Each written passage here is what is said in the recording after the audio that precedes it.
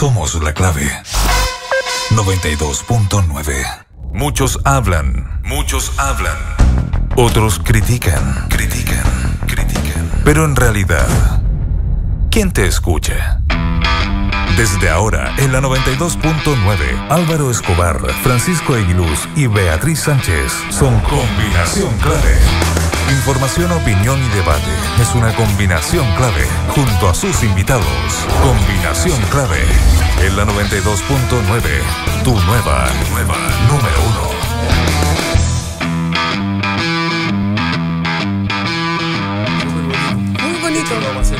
Vamos a hacer pero soy el protagonista. No sé si sale igual. Cantamos nosotros. Nos va a salir súper bien. ¿Cómo están todos? La nueva sección. Es viernes. El señor de las... El señor de las cuerdas. Señor de las cuerdas. El señor de Eva, muy bien. Voy a decir el obvio, el señor de la guitarra, pero no, el señor de las cuerdas. El señor de las cuerdas. Porque puede ser un boxeador, pero tiene un concepto ahí más. De tutti quanti. Sí, que nos estamos poniendo al día. Hola, buenos días a todos, a todas. ¿Cómo están? Nos estamos poniendo al día con el programa de ayer, en realidad, estamos comentando. Que nos visitó Manuel García, estuvo aquí, llegó con su guitarra. Pancho no estuvo, entonces por eso nos pusimos a conversar con Pancho sobre esta visita que estuvo realmente bonita. ¿Usted está bien? Todo bien. ¿Está todo bien? Todo bien. Eso, gracias bueno. a Dios. ¿Hasta cuándo? No? Todo tranquilo. Qué bueno, me alegro. No había visto esta foto yo. Sí, son bien esta foto. Del terror. No te puedo y creer. sentir que uno está viviendo ahí adentro. Estamos hablando de la portada de La Tercera, en la wincha de arriba, antes incluso del titular principal, hay una foto extendida así de Santiago. Dice: Santiago vive hoy su primera preemergencia del año. La contaminación en la capital llevará a cerrar 4 avenidas al transporte particular y todo lo que conlleva una preemergencia. No son tantas al año ahora. Pero la imagen de un Santiago que está casi lo único que se ve con claridad es la punta del edificio Costanera, sí, que es enorme, y todo lo demás está en una capa café. O sea, nosotros estamos metidos en una capa café bien impresionante. Bien impresionante. De hecho, se ve solamente esta capa café, se alcanza a distinguir casi nada de las casas, edificios, en fin. Se ve solamente la punta ahí lo estamos mostrando el Álvaro, si se alcanza a ver algo. Y se ve un poquito la punta de las montañas del cordón de la cordillera que están más cerca de la capital, pero es impresionante. Sí. ¿Ustedes se notan en lo personal lo que respiran o no? Pucha. A mí me pasa que se me seca mucho más las mucosas, que se me irritan mucho más los ojos. ¿Sabes que antes no me pasaba? A mí tampoco. Es que ahora yo creo que está más fuerte que antes.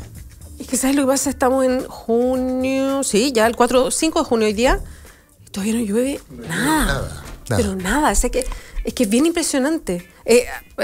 A ver, el año pasado llovió muy poco y así para atrás, estamos en un periodo que se ha extendido de sequía, pero el otro día justo, no sé si La Tercera o el Mercurio hacían un ejercicio y ponían 2 fotos comparativas de mayo del año pasado, porque fue hace una semana, con mayo de este año, de uno de estos centros invernales, no sé cuál, de aquí de Santiago cerca. Y ponían uno y otro, y ahora parece verano, o sea, arriba está despejado y además sin nada de nieve. Y el año pasado, la misma fecha, en mayo, estaba ya todo nevado. Quizás no con una gran capa de nieve, pero todo nevado. O sea, era impresionante la diferencia. Y ahí uno se pone a pensar, efectivamente no ha llovido nada. ¿Cuánto duraba la temporada de nieve? A estas alturas, habitualmente era de mayo a septiembre al menos. Sí, claro. Era una temporada larga, no sé exactamente. Sí. La sensación que tengo es que... o sea, en mayo ya la gente subía a la nieve. Claro. Y eso hace mucho tiempo que está siendo cada vez más... El año pasado ya en septiembre no había. Antes también. Y antes también. Una temporadita... Sí. Perdón, como agradeciendo que se va a poder ir durante un cierto periodo, pero muy acotado a la nieve. No, sí está. Saquemos el carnet, digamos. Estoy hablando hace mucho tiempo atrás, era un hecho de la causa, digamos, que así como uno entiende que el verano es verano y los afortunados que podíamos pasar una temporadita en la... Era así de seguro, uno daba por hecho de que la cordillera, los centros... O por último, el paisaje. Yo nunca subí, no conozco los centros de arriba porque además no... Yo no esquío, no tengo idea, pero atracción sé que... porque me carga el frío, entonces no encuentro atractivo. ¿Sí te gusta? No, yo lo paso pésimo en invierno, entonces... ¿Y usas calzoncillos largos? ¿Y de lana? Cuando reporteaba, cuando tenía que reportear a las 5:30 de la mañana, calzoncillo largo sí o sí, po. Pero eso es... A ver, ¿puedes hilar la frase completa, por favor? Sí, pues cuando tenía que reportear en la mañana tempranito, ¿ya? A las 5:30 estaba ahí. Ya, pero Pancho, por favor. Pancho, ¿por qué te... Era un momento, ¿cómo le dicen? Un momento lun. Un momento en las últimas noticias. Porque ya te apuntaste con el pijama. Sí, ya sabemos que derechito al calzoncillo largo. Sí, lo reconozco. Y protección en los zapatos. Como plantilla, decís tú. Francisco Vidal. Lo que pasa es que hoy día hay unos calzoncillos largos como que son estos de segunda piel, que son como más modernos, como bien tecnológicos. ¿Cómo está? Esos son los que usaba yo. Mentira. Mentira. ¿Cómo estamos? Francisco Vidal se integra, generalmente nos acompaña los viernes. Esa chaqueta es buena. La hemos celebrado en otras oportunidades. La trae para sacar pica porque le dijimos que nos gustaba. Sí. Aviación naval. Bueno, ¿y cómo estuvo Lima? Con un peluche ahí en el cuello. Exactamente. Con peluche en yo lo fui a pasar bien a Lima. No, por supuesto, sí, por eso estoy preguntando, no, nada político. Lo comí todo, me lo comí todo. Qué notable. Eso hay que hacer. Sí, que estoy en régimen estricto. Perdón, vale la pena, yo no conozco. Vale la pena para ir a comer. A comer, sí. No, pero a mí me gustó. Yo diría que es la capital gastronómica de América Latina, sin duda. Dentro de comer estamos incluyendo el pisco sour en todo su pisco sour en todas sus dimensiones, incluyendo las catedrales y los vaticanos. Ahora, dos experiencias más políticas. Me llegué a reconciliar con el Transantiago en parte. Por el tránsito. Usó el transporte público. El transporte público de Lima es nuestras viejas micros amarillas. Sí, claro. Multiplicado por 3. Que salieron para el Día del Patrimonio, ¿ah? No, olvídate. Acá... Y lo segundo, el sistema taxi. O sea, de cualquier año, de cualquier modelo, de cualquier tipo. De cualquier pintura. Sin taxímetro. Sí. Y tú tienes que negociar cada carrera en la ventana del chofer. Qué curioso. Sí, uno dice, a mí me tocó ir a trabajar a Lima. Para las elecciones de Humala me tocó estar allá. Y del hotel a uno le dicen, cuando salgan negocios. Entonces yo preguntaba antes, bueno, de aquí, ¿cuánto debería salir? Tantos soles. Ya, y uno va y dice, ¿cuánto? Ya, yo pago tanto. Y el taxista piensa, ya, bueno. Lo que pasa es que hubo una ley en Lima, en un momento de mucho desempleo hace mucho tiempo, en que cualquiera podía taxiar. Eso quedó. Y eso quedó. Entonces hay mucha gente que va a trabajar y se devuelve a la casa y empieza a taxiar. Y el taxi es muy abierto. Cualquiera puede ser taxi. Pero me imagino ahí estamos años luz. Acá también cualquiera puede ser taxi, pero... No, hay una cuota. ¿De qué te ríes, Betel? ¿De qué tipo? No, yo sonrío. No, porque soy una persona alegre. ¿Has dedicado a los taxis la tarde? No, pero es que eso pasaba antes en Chile. Y de hecho yo tengo la costumbre, ahora que ando cojo y tengo que de repente caminar hasta Providencia, tomo un taxi y le pregunto, ¿me llevaría hasta? Y me dice, ¿pero por qué me pregunta? Porque antes te mandaban, si tenías que andar 3 cuadras en taxi, te mandaban a la cresta. Oye, lo otro que no tienen metro, están recién iniciando, entonces es una ciudad mucho, desde el punto de vista de lo que pude apreciar, para ser objetivo, del transporte estamos años luz. Son 10 millones de limeños, sobre 30 millones, o sea, ellos tienen menos concentración central. Nosotros somos 17, pero el 40% de la población está en la región metropolitana. Allá son 30 millones, pero solo 1/3 está en la región metropolitana. ¿Cuál es la razón de hacer el metro ahora? ¿Hay algún...? No, ahí no sé. No. Porque a mí me llamó mucho la atención No fue a reportearnos. No, es que pensé que otro que leí, obviamente leía razones de patrimonio arqueológico. Los titulares en los kioscos, no leí ningún diario, pero los titulares, la situación de Humala a meses de terminar. O sea, si aquí yo estoy complicado con mi presidenta con el 29, allá 16. Sí, 17 había visto ya la última vez. Y con el 80% en contra, y agrégale el último escándalo de los diarios. La dama, doña Nadine Heredia, que la acusan de haberse comprado $38,000 en artículos de lujo en su viaje al exterior. Así que, y lo otro que es impresionante, preguntaba a los taxistas, que son los grandes opinólogos de la política en todas partes del mundo, el próximo presidente se define entre Alan García, que volvería por tercera vez, y Keiko Fujimori. Tercera vez también, pues segunda. ¿Keiko Fujimori? No, ella sería la primera, pues el padre. No, pero que ha estado pero quiero decir que la segunda vuelta anterior. Sí, claro. Sí, candidata 2 veces. La segunda vuelta, no sé si esta sería su segunda vez. Yo creo que es la segunda vez. Sí, ahora. Fue candidata la vez anterior, por contra Humala. La vez anterior, de hecho, fue a la segunda vuelta. Claro. Así que ese es el cuadro de nuestros hermanos peruanos. O sea, usted llegó más optimista, dice. Sumado a lo menos en los taxis en el Transantiago. Sí, porque hay Bueno, lo vamos a estar conversando. Estamos con Francisco Vidal, que se integra los viernes. Y además que hizo noticia, apenas volvió de Lima, porque lo vi ahí en La Segunda, retuiteado por todos lados, entrevistado, porque parece que es uno de los pocos que sí dice hubo pre-campaña y funcionó más o menos de esta manera, porque no muchos en su sector están reconociendo esto. No, hay muchos mirando para el techo. Les da como urticaria, además, decir la palabra pre-campaña. Además, la pre-campaña es completamente lícita, existen todas las agrupaciones políticas, en todas las candidaturas. La pre-campaña no está legislada. En consecuencia, es un vacío, si tú quieres, pero que la vida lo llena nomás. ¿Cuál es el problema con la pre-campaña? No tengo idea cuál será el problema con la pre-campaña. ¿Pero por qué hemos hablado durante 2 semanas ya? ¿Una semana? 3 semanas llevamos hablando de la pre-campaña. El tema es que ¿quién financia la pre-campaña? Porque, y se financia como se financia la política cuando hay vacío legal nomás. O sea, porque el financiamiento de la política está regulado estrictamente en el periodo de campaña. Ha llegado Coloma hijo. ¿Le gusta anunciar a...? Menos mal que no es Coloma chico. Hola, de vocero. Coloma chico. ¿Cuál es Coloma chico? Es que el senador anda de viaje, ¿no? Con la presidenta. Está rezando, senador. ¿Sí? Hola, es el diputado Juan Antonio Coloma que se integra con nosotros. ¿Cómo está, diputado? Muy bien, muchas gracias. Gracias por la invitación al Vidal viejo.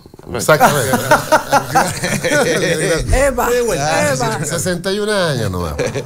¿Y tu padre tiene cuánto? 58. Estamos cerquita. Andan por ahí. 58, ¿no más? No, Es Dorian Gray Coloma padre. Sí, Se mantiene bien.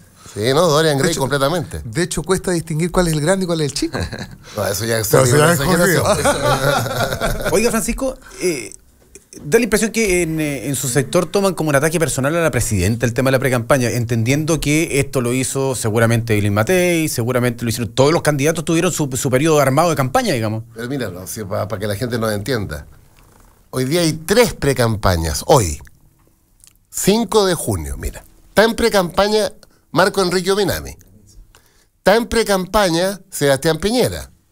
Está en precampaña Andrés Velasco. Me equivoqué, son 4. Está en precampaña Ignacio Walker. Sí. Es precampaña, obvio, pues, es natural. Walker quiere ser el candidato de la democracia cristiana a la primaria de la nueva mayoría. Meo está haciendo todo para intentar ser primaria en la nueva mayoría. Piñera es el candidato natural de la derecha. Y la Fundación Avanza Chile, ¿qué es lo que es? La avanzada de la pre-campaña. ¿Y por qué se lo tomaron tan en la personal con la presidenta? Por el tema del financiamiento de la pre-campaña. ¿Qué es el tema? ¿Qué es ilegal, irregular? ¿Qué es? No, en sí mismo, ahí está un tema en sí mismo, más allá de que pre-campaña. Sí, estamos de acuerdo. Si hay delito tributario o no en ese financiamiento, sea para armar la Copa América o una pre-campaña. No, metamos en la Copa América, que ahí sí que, bueno, sí que hay que navegar. Claro, ¿Cómo podría haber un financiamiento lícito? Donaciones, o ahorros. O ahorros, donaciones. Ahora, lo que pasa es que no sé. Cuando cuestionamos el tema del financiamiento es si hay o no delito tributario, porque delito político no hay porque hay un vacío. No existe ninguna legislación sobre, comillas, las precampañas. Ninguna. No, un pequeño comentario. Yo voy a hacer un pequeño... José Antonio Coloma. Una pequeña... Juan Antonio, Juan su padre. Efectivamente. No, decir que yo entiendo que ahora los 4 personas que nombró el ex vocero, el viejo Vidal, están con intenciones, pero eso no es pre-campaña. No es lo que se entendió y se ha entendido la pre-campaña. Aquí lo que estamos viendo respecto a la pre-campaña eran los gastos asociados a la pre-campaña. Yo me acuerdo de haber visto, y no solamente de la actual presidenta Bachelet, yo me acuerdo de eso, estoy con ella, el Partido Socialista, lleno de esas gigantografías. A eso es lo que apunta la pre-campaña, que alguien tenga el legítimo derecho a aspirar a ser candidato, no lo convierte en sí mismo la pre-campaña. Ahora, lo que yo creo que es importante es poder transparentar y decir, sí hubo. O sea, es evidente. A mí me cuesta entender por qué se pretende negar lo evidente. La categoría pre-campaña aparece porque, para tratar de entender nada más, porque está hecha fuera del límite legal que es el de 30 días antes de la elección. O 90 días. O 90 días. Depende de la elección. ¿Por qué se ha hecho tan relevante hoy? Por el tema del financiamiento. Por el tema del financiamiento. Si tú quieres circunscribir, el tema del financiamiento.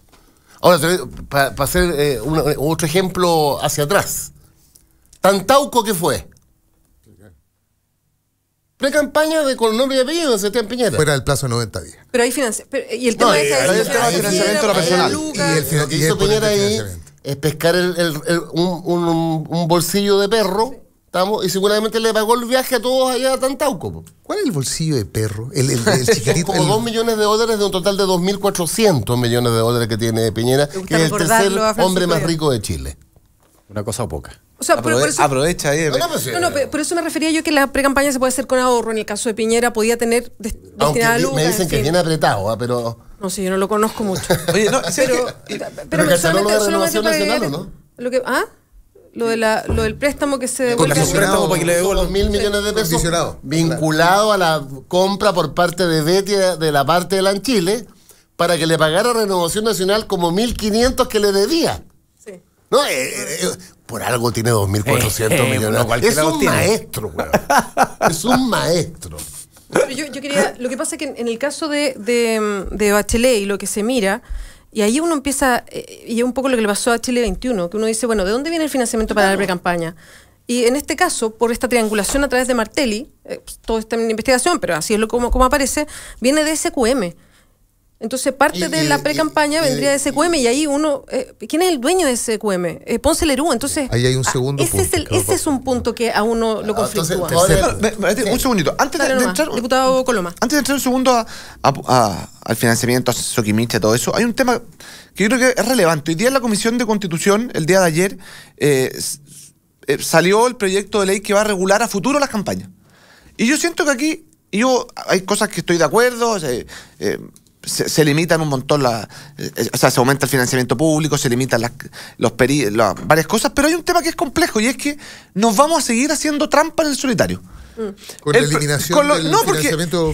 Es bueno el término trampa en el solitario. ¿Sabes por qué? Porque al final, cuando establecimos los periodos de campaña, quedamos que se van a poder hacer campaña por radio y a través de medios de comunicación 60 días antes y a través de las palomas, mucho más regulado, ya no van a haber palomas en los postes, sanciones muy duras, pero 30 días. Entonces al final vamos a tener que la próxima campaña presidencial vamos a volver a tener pre-campaña.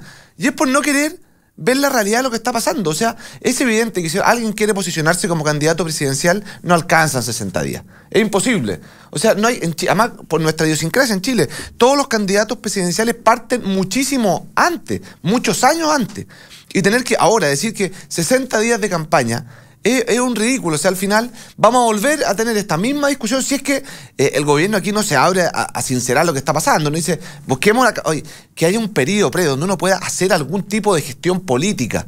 150 o 180, no sé, 100 días antes. Pero llevarlo de nuevo. O sea, lo que estamos haciendo, ojo, es decir, la ciudadanía está aburrida de las palomas. Por lo tanto... Que puede ser verdad. Por lo tanto, achico el plazo de campaña a 30 días en la calle. Perdón, ¿es solamente el aburrimiento de la ciudadanía o también el hecho de que involucra un gasto y también se quiere bajar el gasto y hacer campaña más austera? No, a ver, puede ser... hacer un énfasis también en el voto programático, digamos, más en el programa que en la campaña marquetera. Digamos. Lo que pasa es que si nosotros bajamos al menos a la mitad el tope del gasto, lo que va a pasar es que tiendo a creer. ¿Qué ocurrió, digamos? Eso se está bajando. Eso ya está aprobado. Está aprobado en la comisión, pero probablemente eso va a seguir así en adelante. Pero lo que está pasando es que se van a concentrar los últimos 30 días los gastos.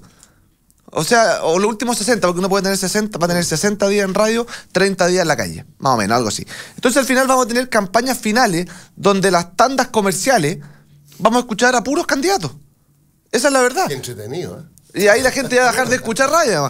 Porque de lo contrario, ¿cómo se hace la campaña? Entonces, eso es un sinsentido que vamos ya el año pasado, o sea, el antepasado. Uno ya no la ha escuchado al final. Hay una posibilidad de tapar la brecha de la pre-campaña en la medida que los partidos tengan financiamiento permanente y que sean los partidos los que financien esa pre-campaña, por lo menos para arreglar el tema del financiamiento.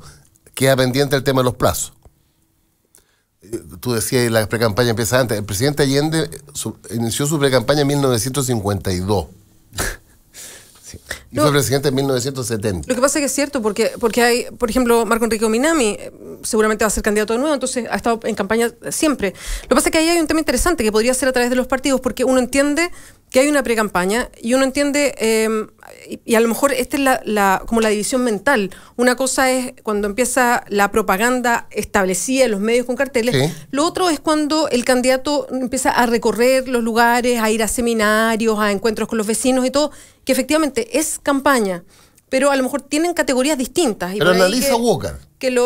Bueno, sí, y lo ideal sería que esa parte... Concreto. Pero espera, solo para ver el financiamiento, porque la idea es que sea todo esto bien transparente. Entonces la idea es que si los partidos lo pudieran apoyar, sería resuelves ideal. El tema del financiamiento. Plata. Pero hay un problema con lo que tú dices, Beatriz, porque eso está pensado en el incumbente, que se llama hoy día, el que ya está. Para el que ya está, para mí, va a ser, y nosotros lo dijimos en la comisión, va a ser mucho más fácil reelegirme. Porque se aumentó mi distrito. Yo represento a las provincias de Melipilla y Talagante y ahora voy a tener que entrar en el futuro a la provincia del Maipo. 1 millón de habitantes.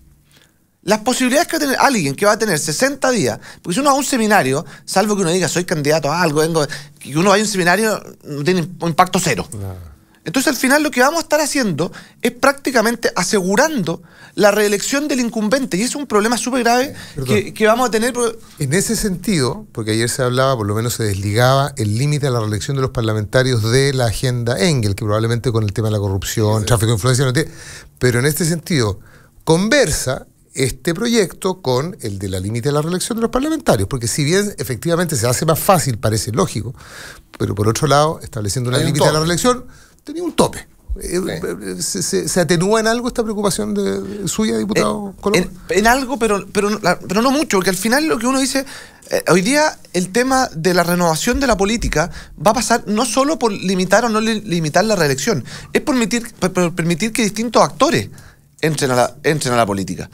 Y el problema es que vamos a tener tantas trabas para el financiamiento y para los periodos de campaña que entrar a un distrito 60 días antes, a estos mega distritos que van a ser en algunas regiones, va a ser muy, muy difícil. Entonces al final lo que vamos a terminar es que solamente personas que ya tenían un conocimiento público anterior a una campaña son los que verdaderamente van a tener opción, ser o no político en el fondo.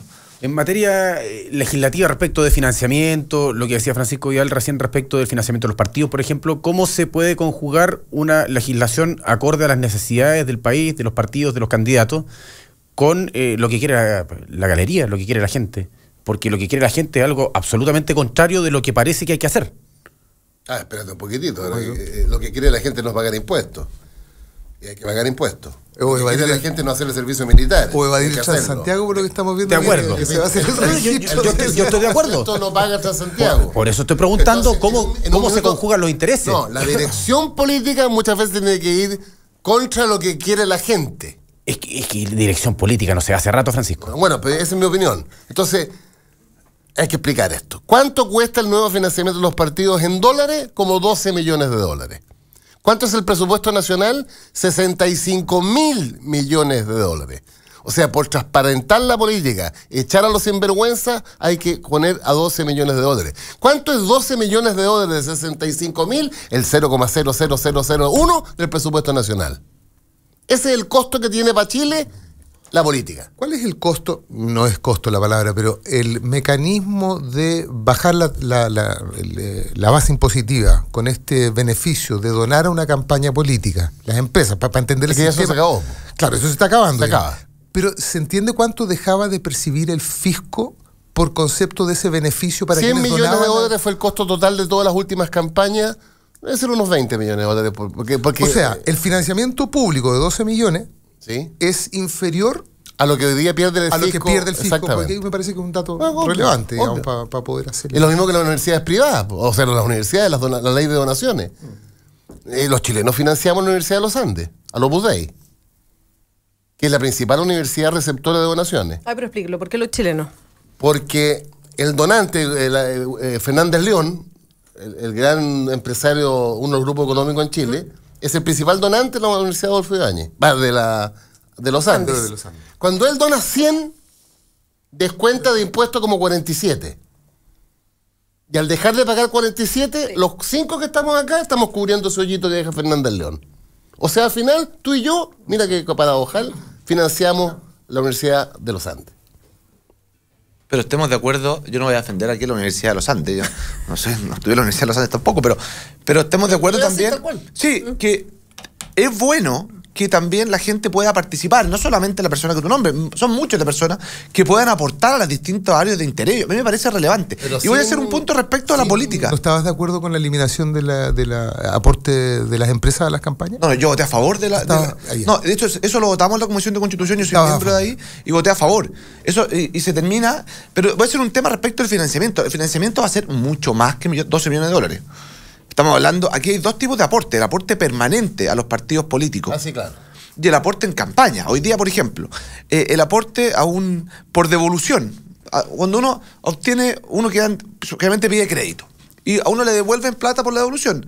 Eso subió para el caso de las mujeres en un 66% y en el caso de los hombres en un 33%. Para que la gente entienda, la devolución es 700 pesos por voto. Exactamente. O sea, por cada voto que un candidato o candidata recibe en una elección, hay lucas que se devuelven para el candidato y la candidata. Y también un porcentaje para el partido político. Ese es el mecanismo de financiamiento. Para que estamos. Claro, entonces, por ejemplo, se creó el sistema de financiamiento de los partidos políticos.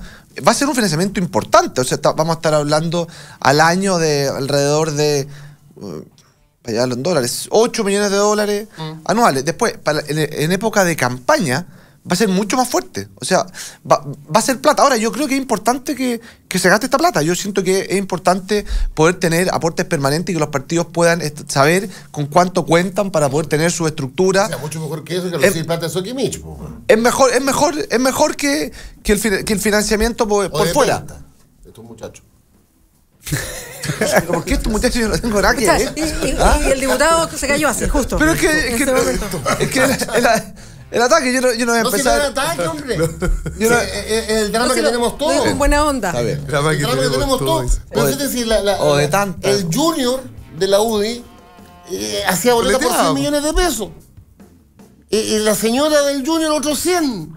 Para pagar la cuenta, de la luz, del agua y el gas, que es imprescindible. Si no, ¿cómo Joy no lo va a ver en la UDI si no tiene la luz prendida? ¿Se entendía que había un problema con el sistema de financiamiento de la política?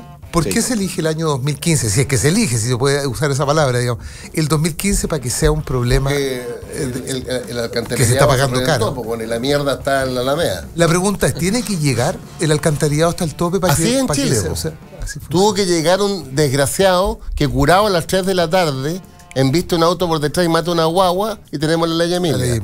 Tuvo que haber un cabrones neonazis matando a Zamudio para tener la ley Zamudio. Y tuvo que haber una estupidez de la Contraloría prohibiendo los bingos para que tengamos bingo, Ese es Chile. ¿Qué opina usted? Estamos en Combinación Clave, es Radio La Clave, nos escucha el 92.9. Beatriz Sánchez, ¿usted va a hacer un adelanto? Sí, ya vamos a estar. No, es que están duros escucharlo así. Están duros escucharlo así, pero así es. No, pero desde el lunes vamos a hacer un programa de entretención, porque esto es francamente insoportable. Quedamos agobiados después de una semana discutiendo todo esto. Vamos a hacer una pausa, vamos a seguir en Combinación Clave. Súmense nosotros al hashtag tengo que felicitar, Combinación Clave. Tu entrevista en la red espectacular. Entrevista verdadera. Este lunes después, de martes a viernes. Entrevista verdadera. Ya. Para que me invite la próxima semana. Francisco Vidal, el diputado Juan Antonio. No, ya. Te puso nervioso, no puede ser. Colonia Junior. No, digámosle diputado Juan Antonio Coloma. Nos vamos a la pausa y volvemos. Además se parece más a la mamá que el papá. ¿Qué se pone? A vuelta sigue el debate en la 92.9. Es Combinación Clave. En Radio La Clave, tu nueva número 1.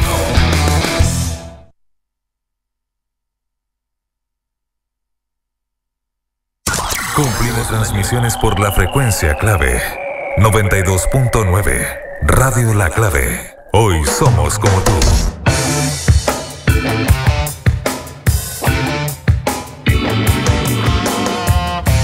9 de la mañana con 38 minutos. Seguimos en Combinación Clave. Se pueden unir a la transmisión, a la conversación con el hashtag Combinación Clave. Estamos, bueno, como todas las mañanas con el Álvaro Escobar, Pancho Aguiluz, que ayer no estuvo, pero se reintegra con nosotros. ¿Y de qué manera? Porque está como en el all-rounder. Partió a las 7 de la mañana y llega hasta las... Está taxiando. Está taxiando de las 7:30 de la mañana. Como en Lima. Le quedó eso dando vuelta. Y estamos, bueno, con Francisco Vidal, exministro. Y el gran diputado. Del PPD, y el diputado Juan Antonio Coloma. Diputado Juan Antonio Coloma, para hacer la diferencia. Es el hijo del senador Juan Antonio Coloma, por si es que... Heredó el distrito de su padre. No, falso. ¿Cómo que no? No, él había estado hace 12 años. No, me refiero a eso, po. Claro. Los títulos no se heredan. Pues, Oye, pero ¿tu familia tiene tierra o no? Nosotros somos del monte. ¿Viste? Ahí tuvo una cosa con la encomienda. La encomienda. No piense usted en Federal Express. Tira toda la historia encima de la mesa. Oye, pero ¿me permite felicitar a la Bea? Se pone media roja, colorada. Da como vergüenza. Roja. No, es que ya lo vi. No, que te he visto además. Súper buena. Además es una entrevista para televisión muy importante, media hora. Y con las interrupciones comerciales mínimas. Puede ser problema para el mexicano de la red, pero no para ti. No, perdón, tengo la experiencia y también puede ser para mí. Claramente puede ser para mí también. Tenemos la experiencia después de la 20. Bueno, seguimos conversando. Perdona, solo para hacer un piñijito a otro tema que estábamos hablando con el diputado Juan Antonio Coloma. Estamos hablando de lo leguleyo que es el país, en fin. Esto de los bingos y la prohibición de los bingos por Contraloría, creo que es de lo más... Mira... carente de sentido que he escuchado en el último tiempo. Sí. Fíjate que pensar de que la presidenta de la República o el intendente autorice los bingos, alguien saca la cuenta que son como 7.000 bingos al año. Sí, bueno, eso conversamos con el diputado. El bingo es una institución vecinal. O sea, es una institución de las organizaciones sociales de base. Perdón, pero en estricto rigor la Contraloría interpretó la norma, digamos. Pero llegó a la conclusión de que sería la presidenta la única, la presidenta y la intendencia. Y la intendencia. Pero yo encuentro que se fueron un poco al chancho, porque ya empezar a ver que esto había que regularlo a través de la ley de casino, claro, es un exceso.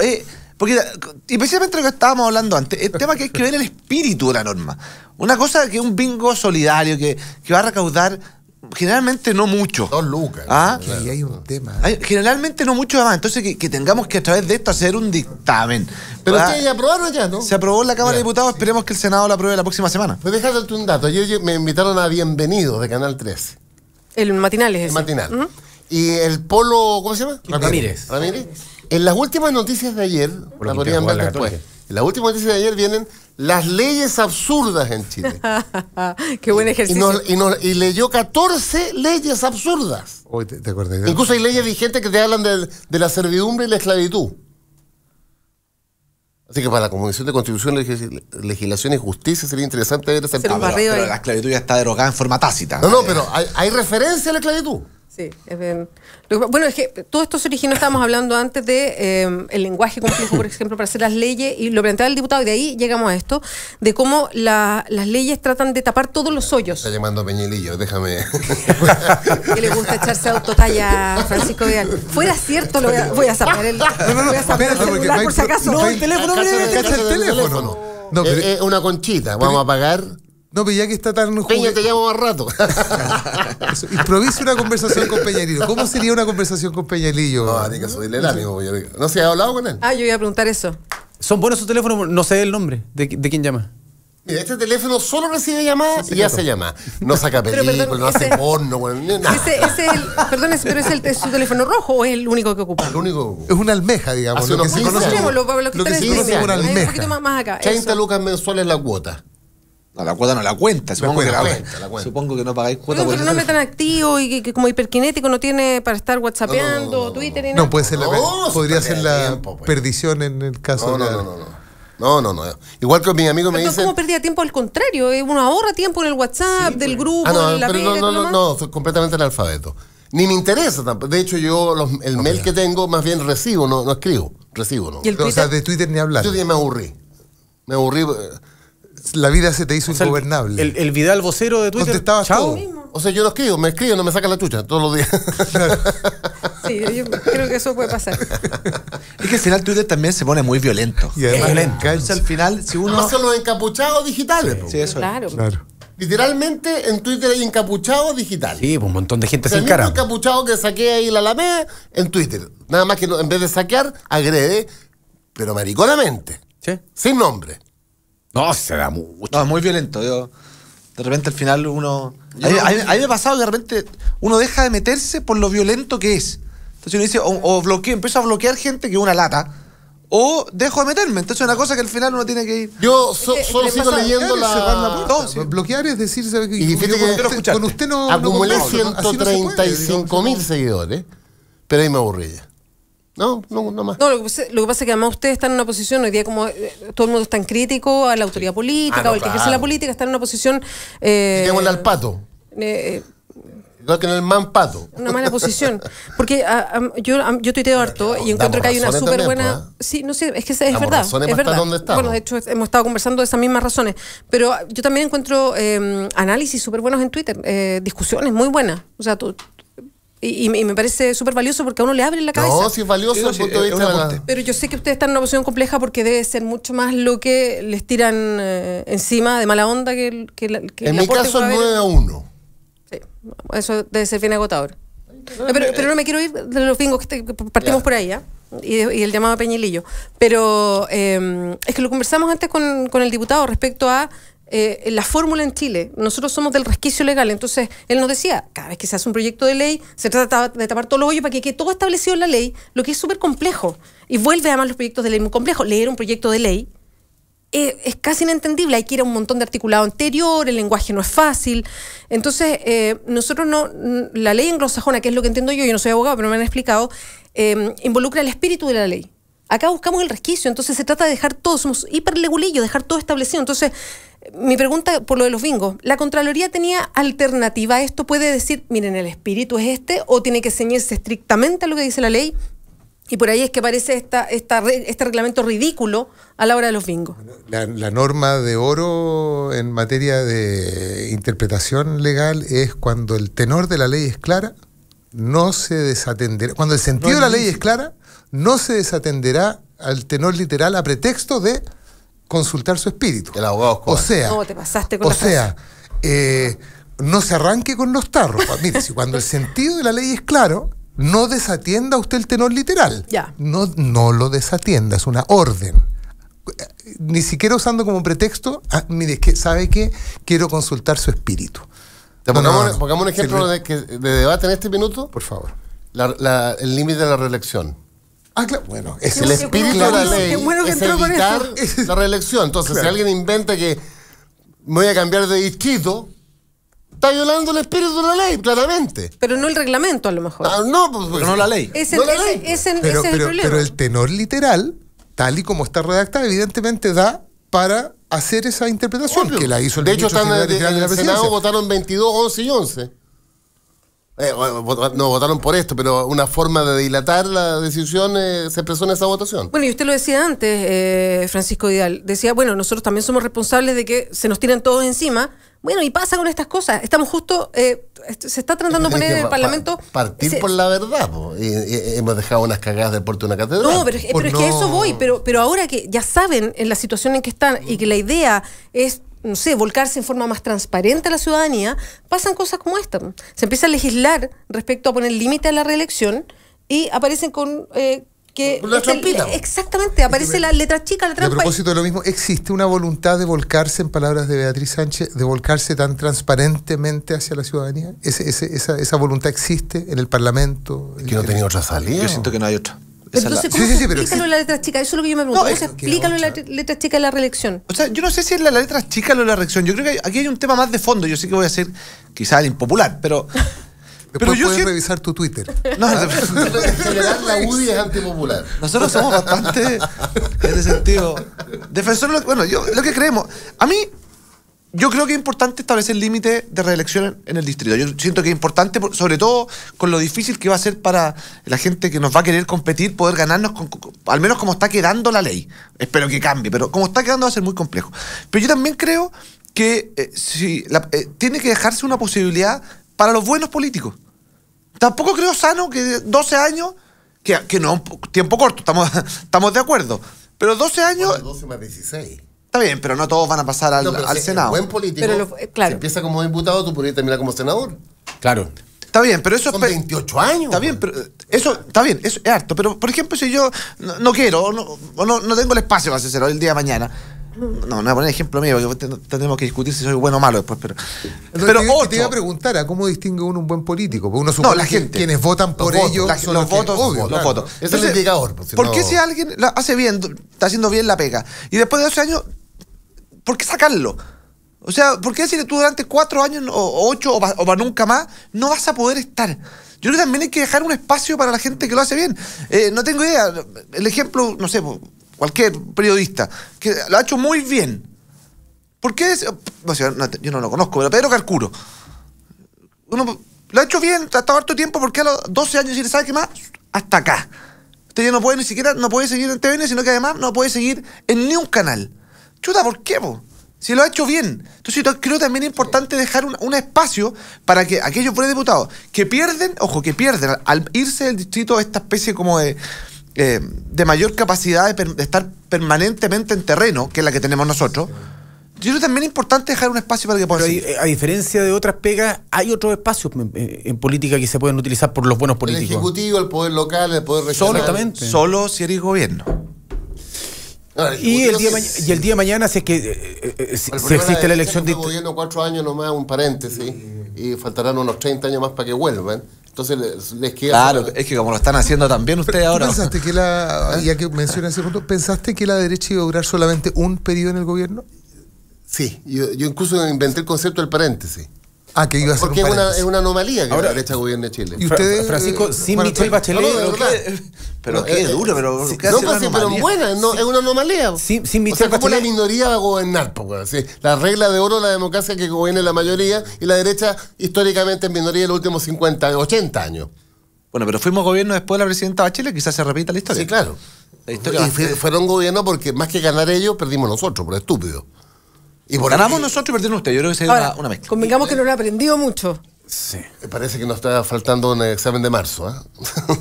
¿Y después de Bachelet hay nombres o no? ¿En serio? Escúchame. En el PPD dicen que no, porque yo me da lo mismo. ¿Con quién va a partir? Lagos Weber tiene ganas.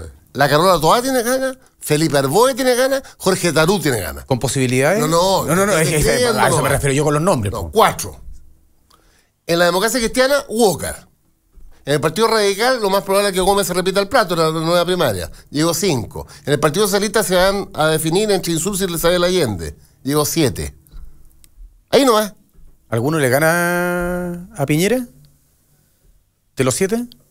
Bueno, el que salga de esos 7, por así... eventualmente el Marco mío, Enrique. Sería 8 hoy día. 8. Velasco se fue para la derecha, no lo cuento entre uno nuestro, digamos.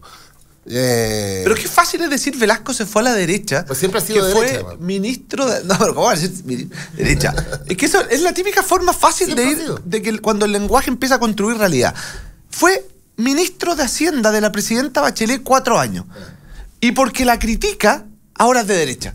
O sea, esa sensación de que el que critica y se sale aquí del marco rector de la izquierda, la concertación, la ex nueva mayoría, hay que... Entonces, no, ese ya... Chao, fuera, no más.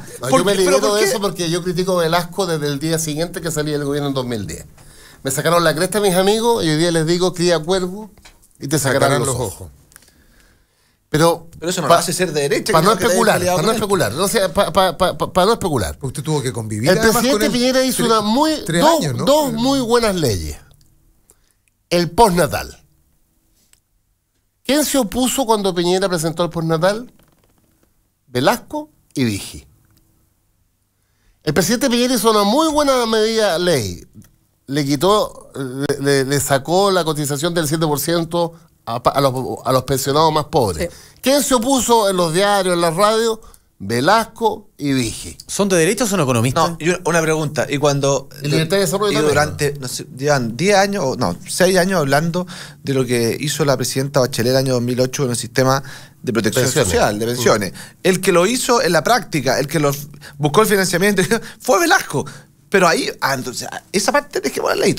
Es fácil que porque te critiquen, querer en casa, porque lo que aquí ¿a la UDI no le gusta que le tiren a Velasco para su lado? No, es que lo que pasa es que no lo encuentro justo. Él no es de derecha. No sé si lo será algún día. Hoy no lo es. Entonces, lo que empieza a pasar, lo que empieza a pasar, ¿sabéis lo que es como la forma de ir sacando palabras? Porque como saben que Velasco les quita votos de centro izquierda, lo quieren posicionar como de derecha para que la gente de centro izquierda el día de mañana no se sienta identificada por Velasco. No, hay un sector de los nuestros que tienen... Ay, que lo pasa para no personalizar. Briner es lo mismo que Velasco. La Pilar Armanés es lo mismo que Velasco. Cortázar es lo mismo que Velasco. José Pablo Orellano es lo mismo que Velasco. Economista. Bueno, además, pero tienen esta mirada más neoliberal de la economía.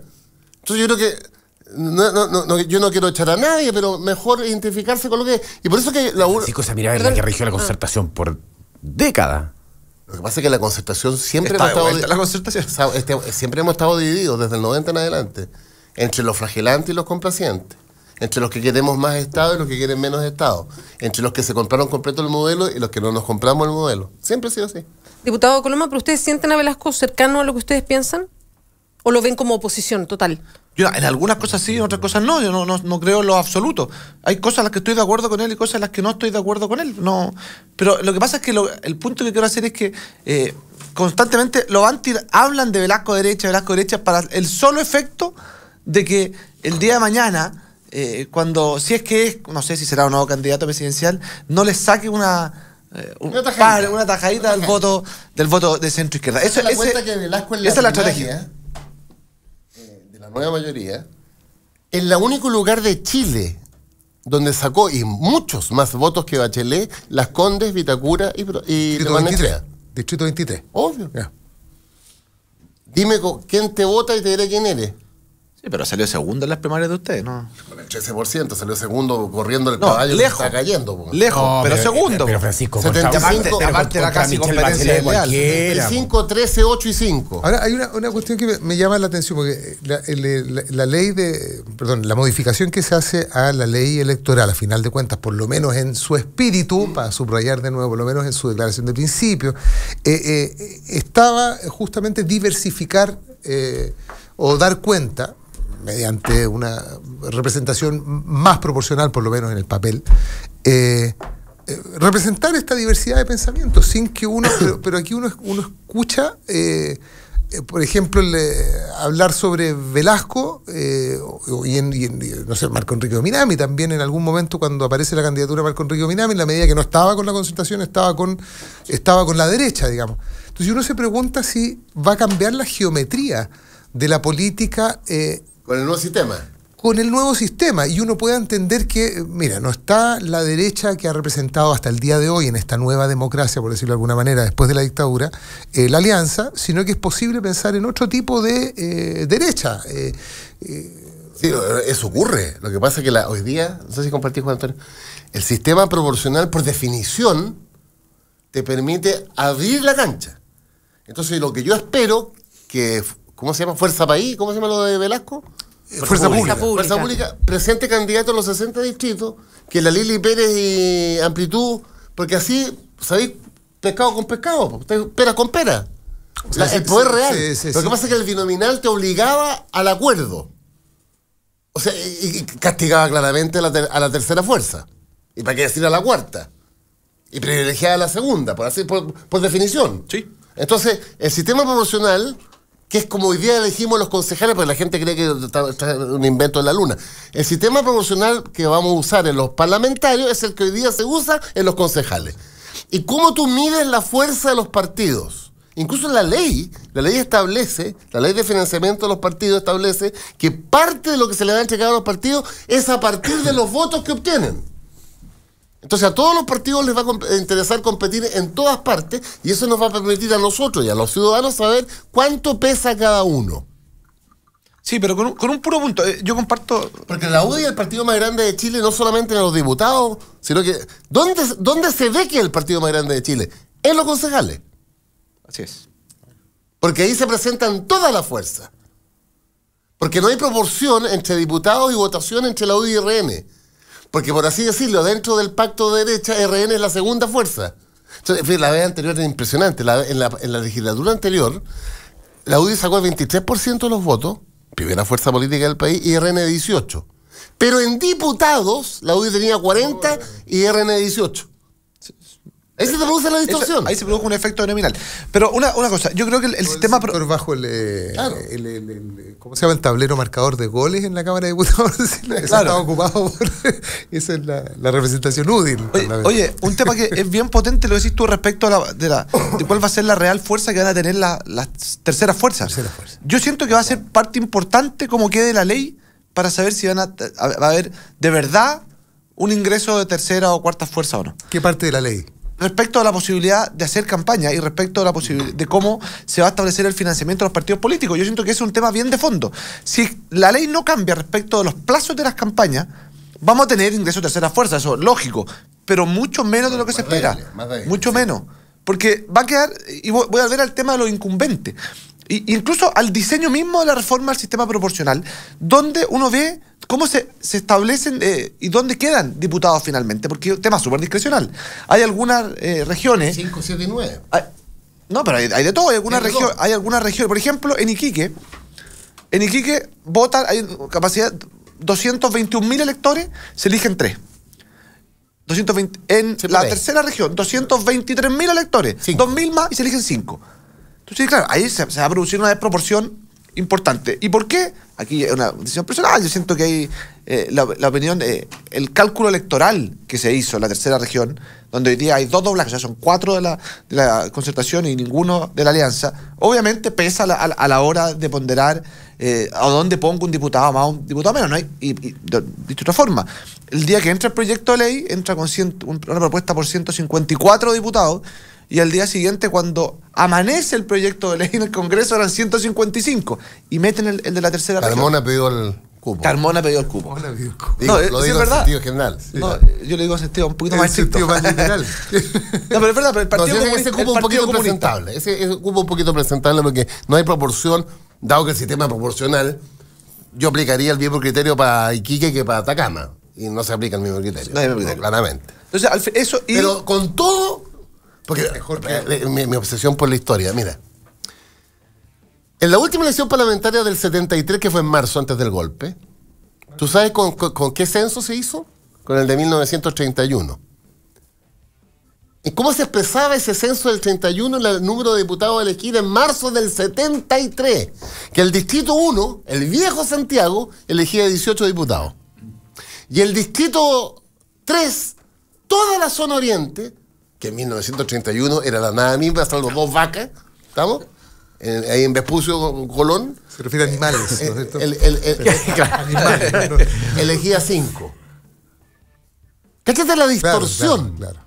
18 en el Distrito 1. 5 en el Distrito 3. Y yo diría, en marzo del 73, el Distrito 1 tenía 50 habitantes y el Distrito 3 150.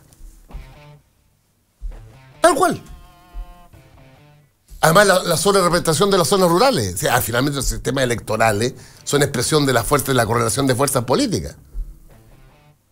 O sea, en 100 años algo se ha avanzado. Algo se ha avanzado. Es un poquito más, reconociendo que un chiste el tema de Atacama en el quinto cupo, es mucho más proporcional ahora que lo que teníamos antes del 73, volviendo al mismo sistema.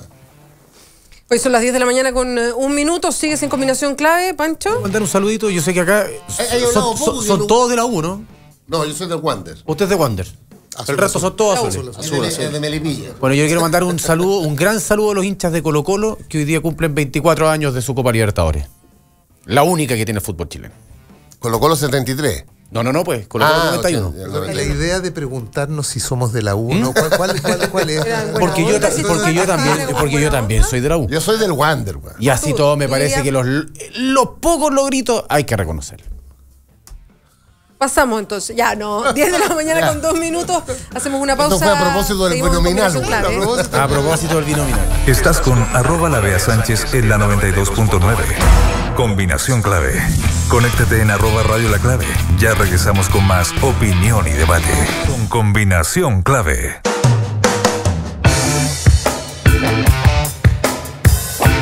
De la mañana con 8 minutos. Estamos haciendo recuerdos del fútbol, pero de fútbol, no el fútbol policial con lo de la FIFA, no el fútbol de, no sé, el fútbol político, judicial, no sé cómo llamarlo, Pancho, con lo que está pasando con la FIFA, con las 4... Lo que se aterrizó aquí en la misma NFP. Son 4 investigaciones que se encargaron ahora. Es bien raro porque se habían propuesto que se hiciera una especie de fiscalización externa con empresas ajenas al fútbol. Finalmente son 11 dirigentes del fútbol los que van a investigar el tema judicial, el tema de las platas, incluso cuentas personales de Sergio Jadue.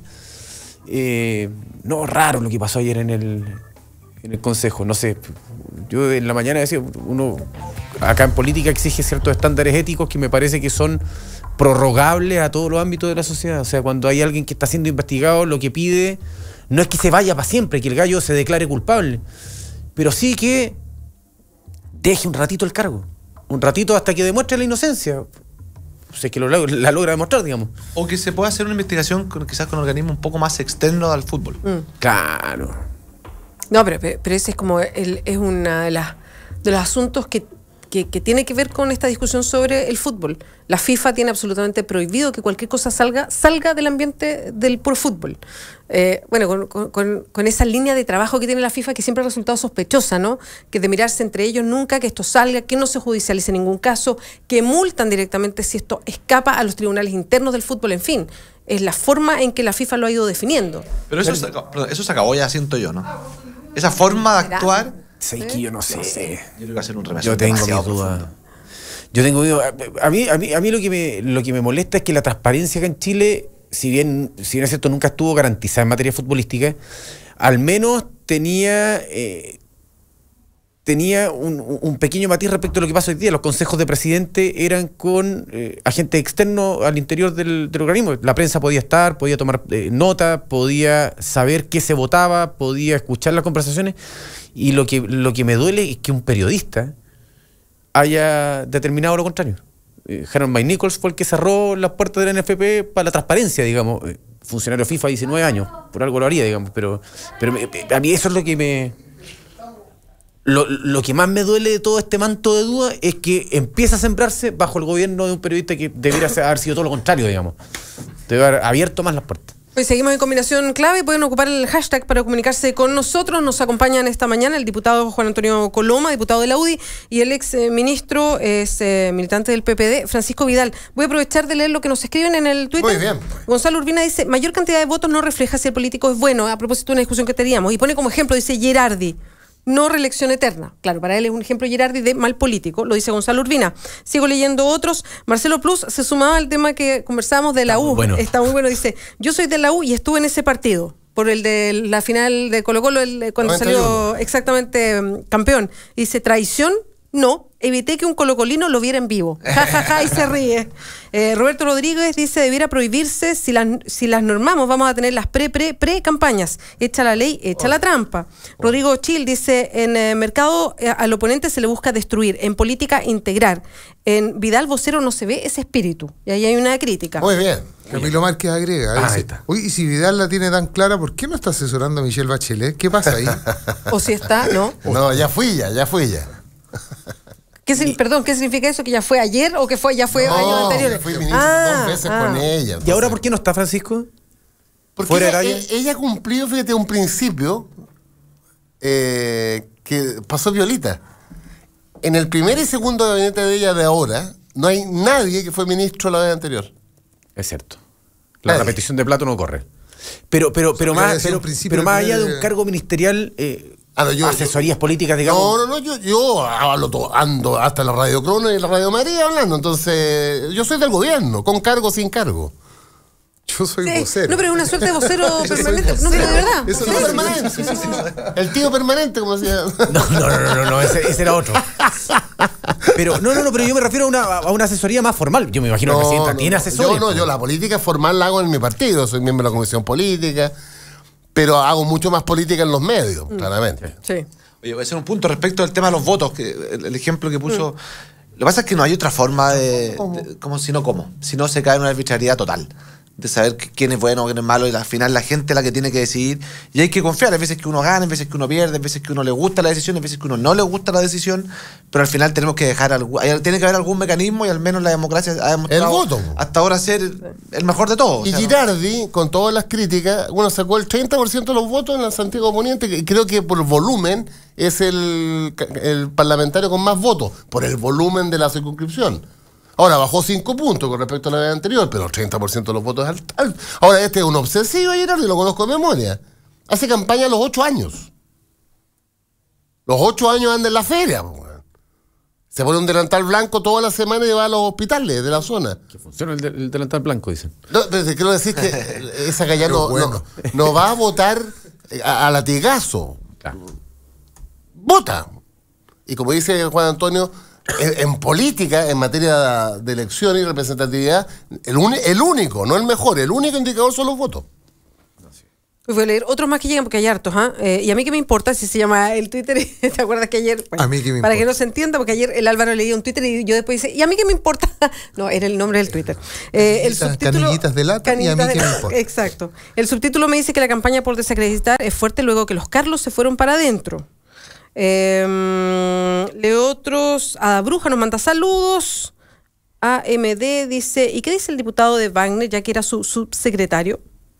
No, su jefe de gabinete. Yo trabajé con el Ministerio de Minería con Pablo Wagner. Sí, no, yo me refiero a que era su subsecretario del gobierno de Piñera, que usted adhería, digamos. Esa es la pregunta que queda dando vuelta. Y ahí vamos a seguir con eso, AMD, porque le voy a preguntar por el caso de gabinete de Wagner y de Goldberg, ¿no? De Wagner, no, de Goldberg trabajé con él, no fui jefe de gabinete. Yeah. Pero trabajé pero todo el periodo que estuvo en el gobierno. Y ¿No te invitó a las Islas Vírgenes?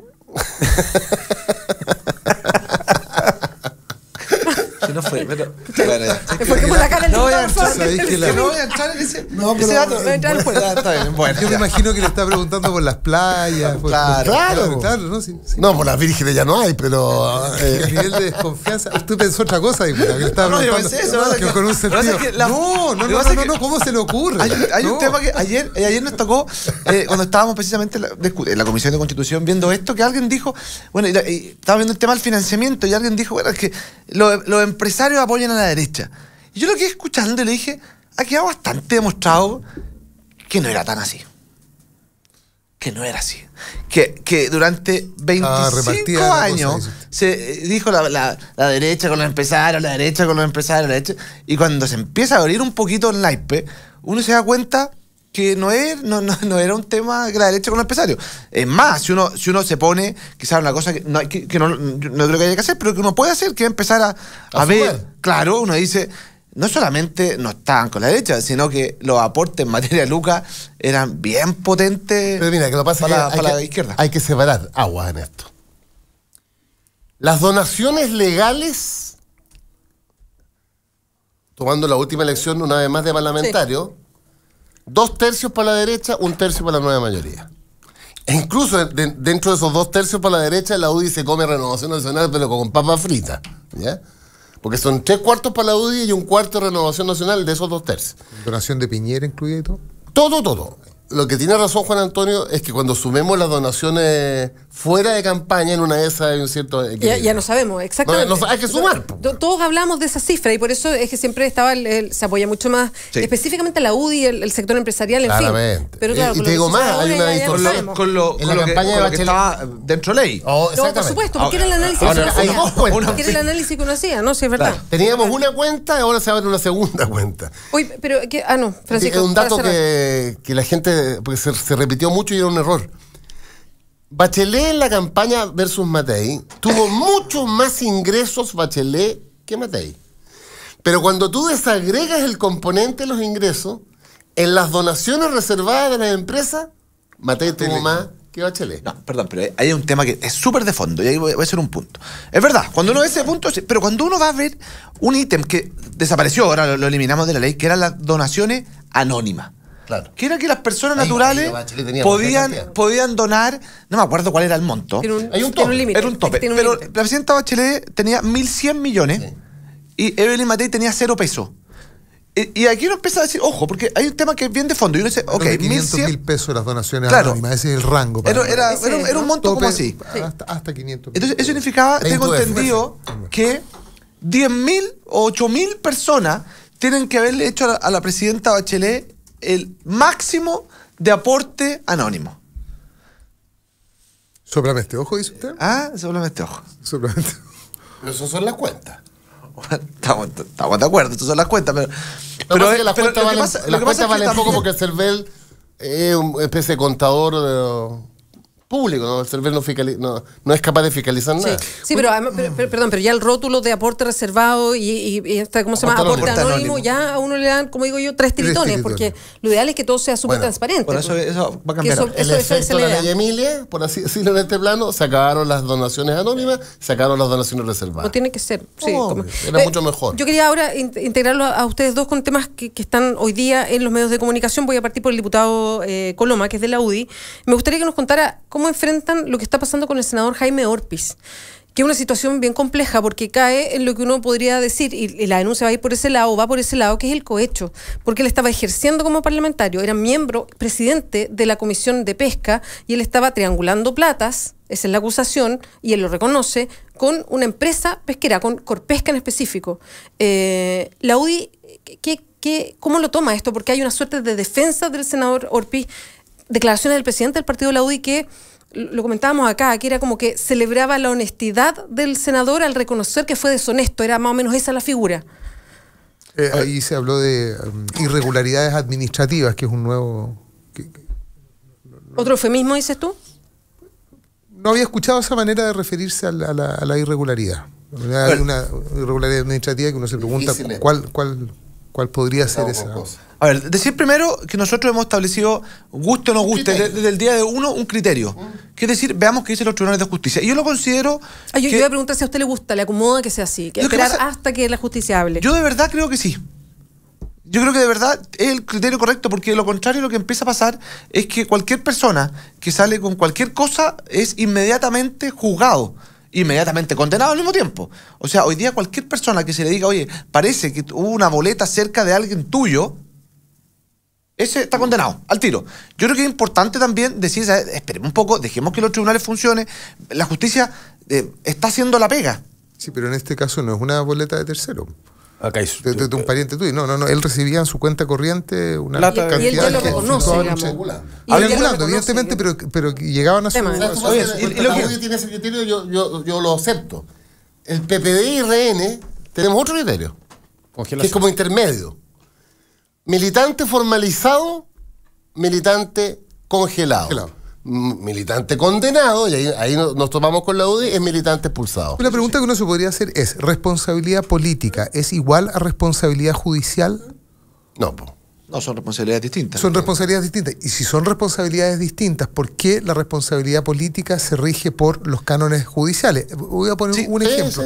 A propósito del sobreseimiento, en el caso de Cabal. De Cabal.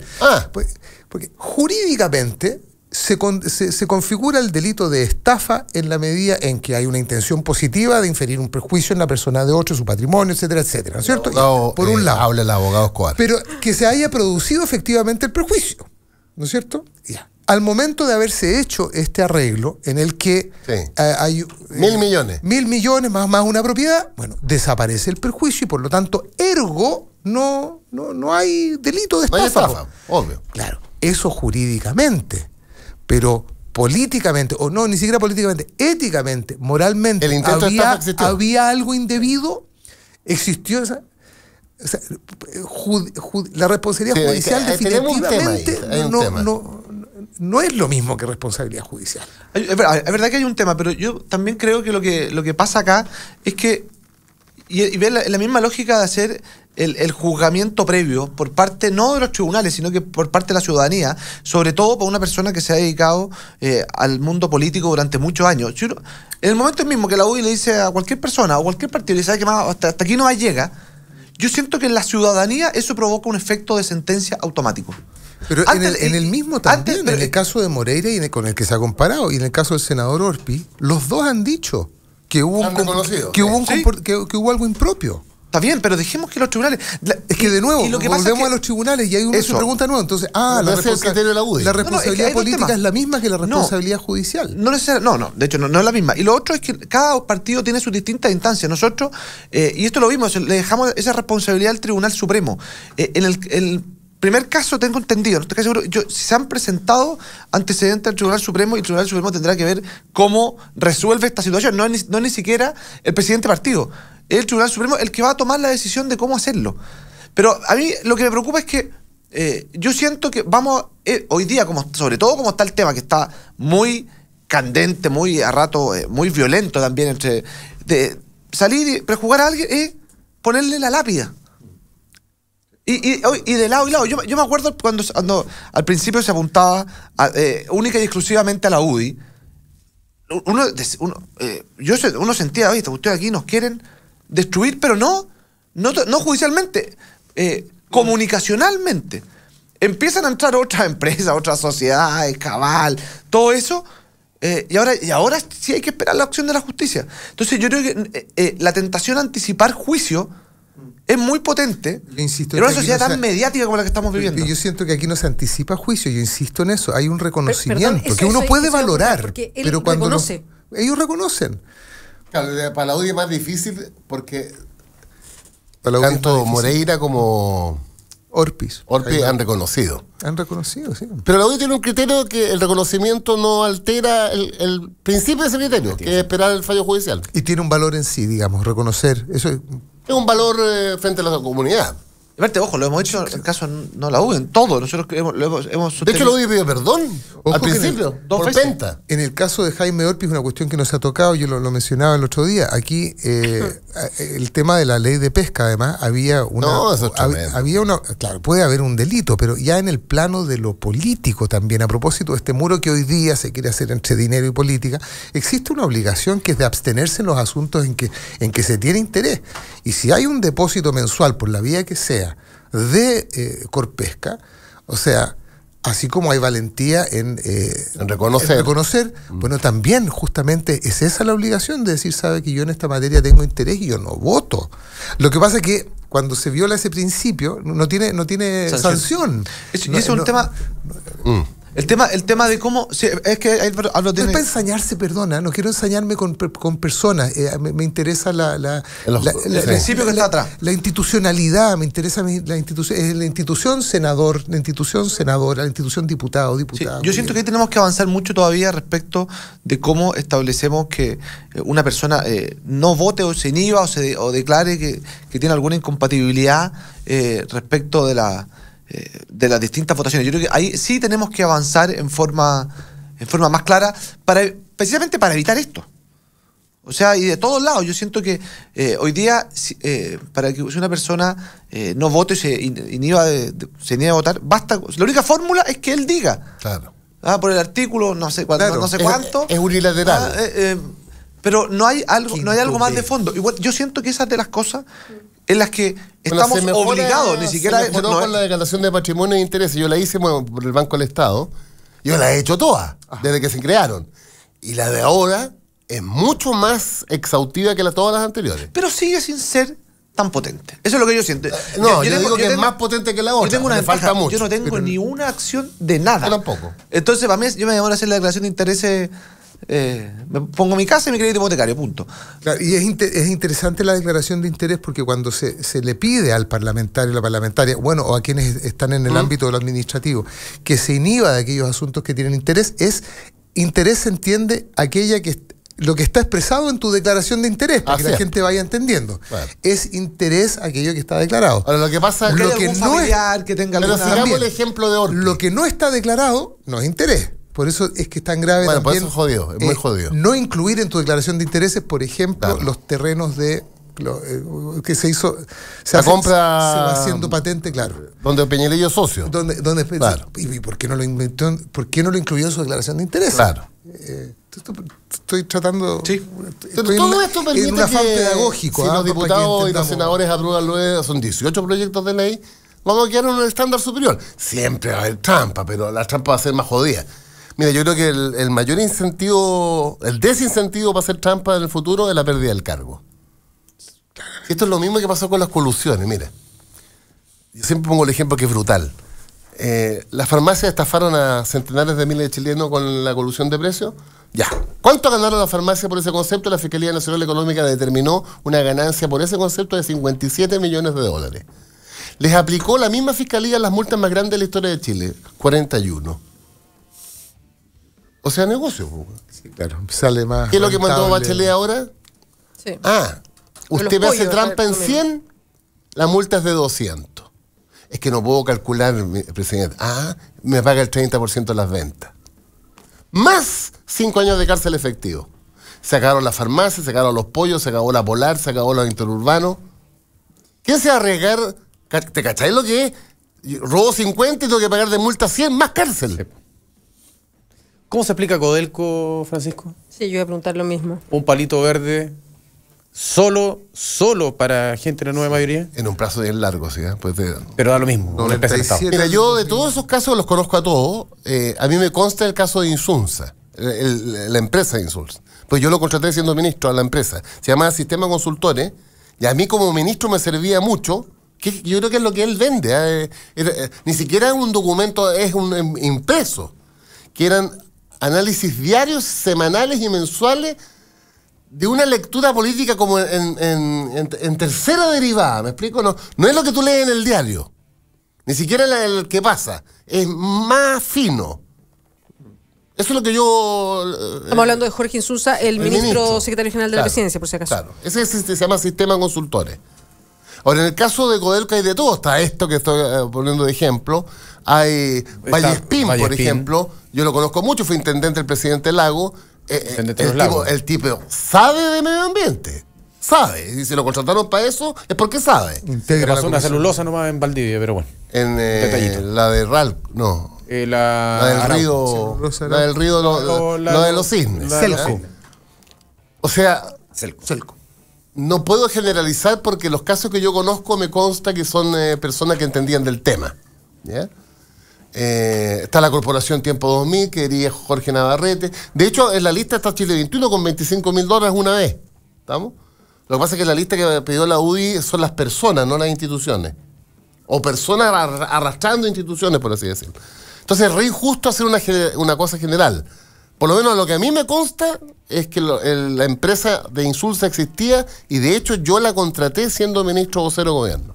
Hacían la pega, digamos. Sí, claro, y además buena. Ahora, y no era complicado, y yo no estoy dudando de que la pega sea buena, no era complicado contratar a otro PPD que tenía la empresa. No. No, se lo pregunto por lo que estamos mirando. Pero no me lo planteé de esa manera. Allá. No. Aquí me gustaría dos cosas. Primero, yo voy a aplicar el mismo principio. Yo creo que si hay casos que ver, ojalá no prejuzguemos ahora. Y de todas las personas, ojalá de verdad podamos ver si se hicieron o no las pegas. El tipo de pega. El tipo de pega que se hizo. Esto fue vía asignación directa, además. Eso es una de las aristas de este caso que está comentando. Pero hay licitación sin concurso. Por eso preguntaba. Claro. A mí, un poco el fondo que hay, y era quizás lo voy a relacionar un tema con el tema cuando uno dice, cuando estamos hablando de los límites de la reelección, que hace uno después de que se acaban los periodos. A mí lo único que me preocupa en el fondo es que no convirtamos a las empresas del Estado del sector político que está en el poder en ese momento. Claro. Sea la venta del otro lado, por así decirlo. Siempre, dicho bueno. Siempre pero eso no es buena onda, esa es la onda del empate. Pero independiente el que aparato del Estado más que la empresa. O el aparato sería mucho mejor aún. Claro. Pero uno siente que son las personas que van a ser contratadas son las personas que están del sector político que está en el poder. Y eso es algo que yo subiría, por ejemplo, la dirección pública a nivel regional. Yo cambiaría la alta dirección pública por algo completamente distinto a lo que hay. Dejaría el equipo político en los ministerios, en las regiones, concentrado en el 1, 2, máximo 3 de escala. Y todo lo demás fuera profesional. Perdón, Francisco, pero un tema con la alta dirección pública que yo creo que es súper de fondo.